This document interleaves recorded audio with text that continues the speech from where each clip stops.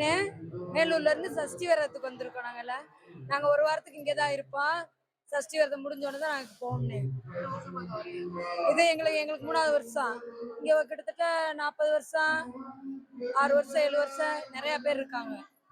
ஒவ்வொரு வருஷம் ஃபர்ஸ்ட் வருஷம் வர்றவங்களும் இருக்காங்க. அவங்கவுங்க இஷ்டம் மனசுக்குள்ள வேண்டிக்கிறது. குழந்தை இல்லாதவங்க காலையை சோத்த பிள்ளை வீட்டுல பிள்ளை குட்டிங்க நல்லா இருக்கணும், இந்த மாதிரி வேண்டிக்கிடுவாங்க. வயசாகிற வரைக்கும் நல்லா இருக்கணும் அப்படின்னு வேண்டிக்கிடுவாங்க. வேற ஒண்ணும் கிடையாது. ஏனாதி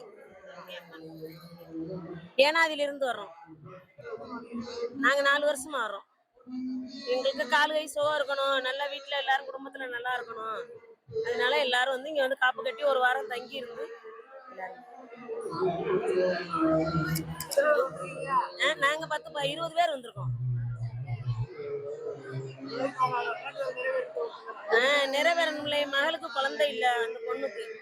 அதனால ஆண்டவன் முருகன் குழந்தைய கொடுக்கட்டும், அவருக்குத்தான் நாங்க நேர்ந்துக்கிட்டு வர்றோம். எங்களுக்கு கால் கை சுகம் கொடுக்கணும், என் குடும்பம் நல்லா இருக்கணும், எல்லாரும் நல்லா இருக்கணும், அந்த இடத்துல நம்மளும் நல்லா இருக்கணும். அதுதான் முக்கியம்.